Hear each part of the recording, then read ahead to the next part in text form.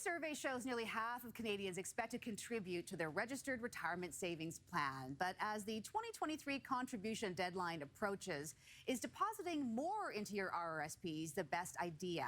Here to weigh in on the pros and cons is Peter Sushecki with Everything Financial. Good morning, Peter. Good morning.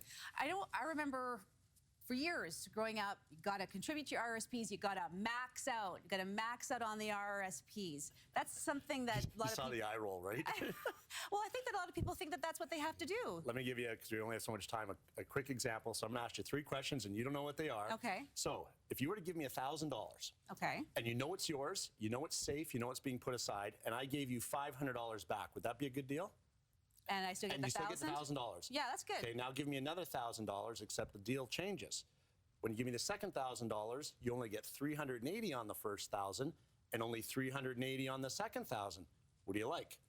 Version 1 or version 2? Well, I kind of like version 1. Okay. Version one 2 is more. okay. Give me one more $1,000. Now give me $3,000. Except now you get $200 on the first $1,000, $200 on the second $1,000, and only $200 on the third $1,000. What do you like? I still like version 1. Of course you like version 1.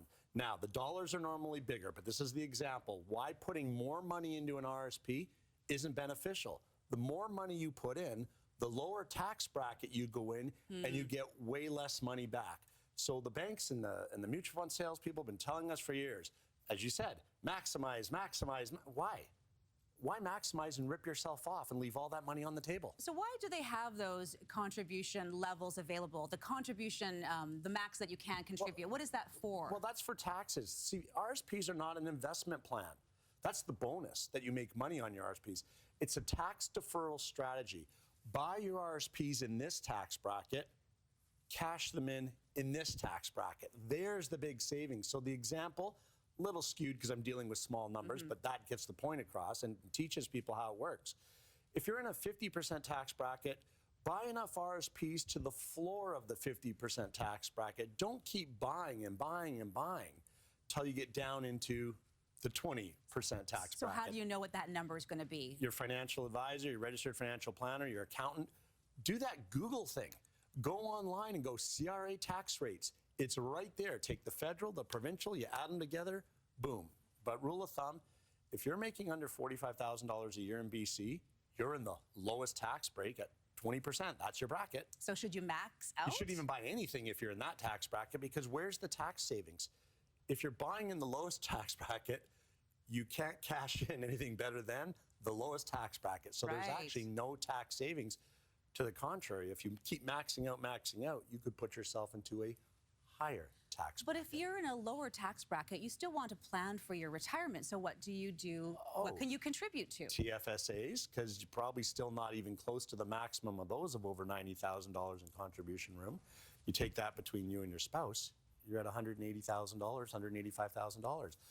Even put just cash away. If you're in the lowest tax bracket, the gains and the interest you earn on that aren't really that punitive in tax, like 20%. You're not paying that much tax back to have all that tax-free money later. I want to ask about this, Peter. What is your take on borrowing, like taking loans or lines of credit to maximize your RSPs if you want to do that? Well, if you're in that, say, 38 to over 53% in BC tax bracket, even those high interest rates, it's worth it because you're getting back a lot of money to offset the tax you're paying. But again, you've got to be deferring more tax than the spread of what it's costing you. So if you're in a 28% tax bracket and spending 7 to 8% on your RSPs, you're kind of eliminating the tax savings. But if you're in that high tax bracket, you've got to look at every opportunity that's available to get that 53.5% back, because that's a stinger in BC. It's like pretty much the worst there is. You don't want to leave money on the table. You don't want to leave money, and you don't want to make CRA richer.